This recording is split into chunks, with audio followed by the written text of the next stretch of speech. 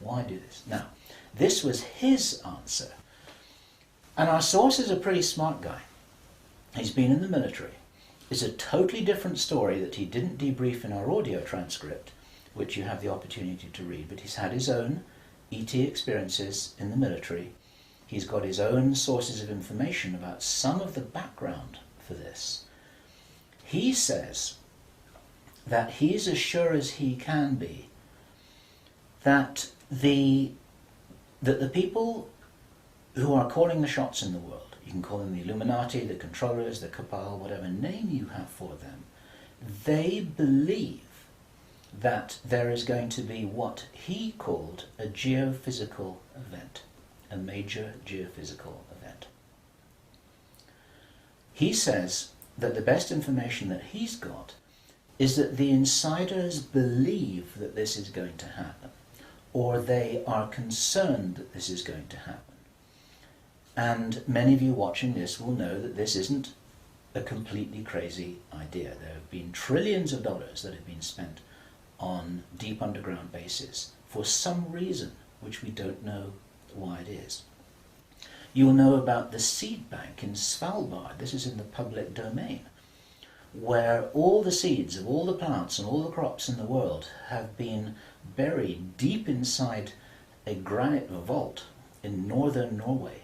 There are many precautions being taken as if something might happen that could really threaten some of these valuable resources, including the seed banks of the world.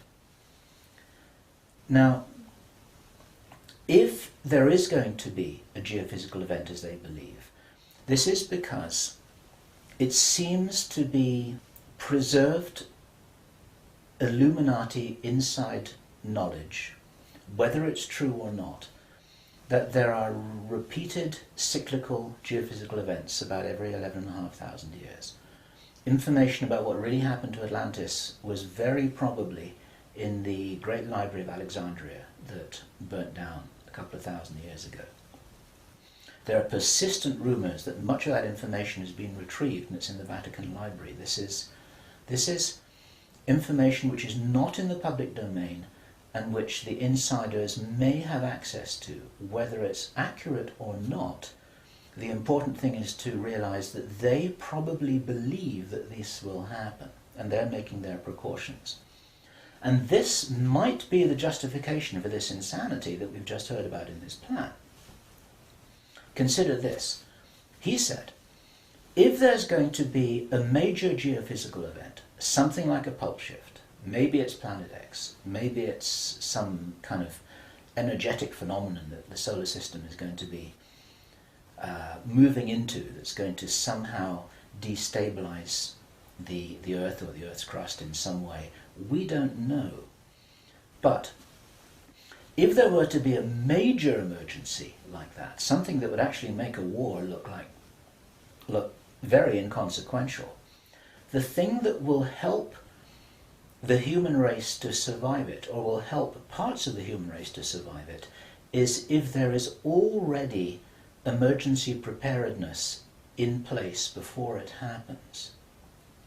In other words, if you knew that there was an emergency coming, if you knew, for instance, that there's a hurricane coming in to hit your city, then you put all the emergency preparedness in place beforehand. You have the troops ready, you have the infrastructure ready, you have the military ready, you have everything that you need ready to handle this situation so you can respond and react and recover in the best possible way.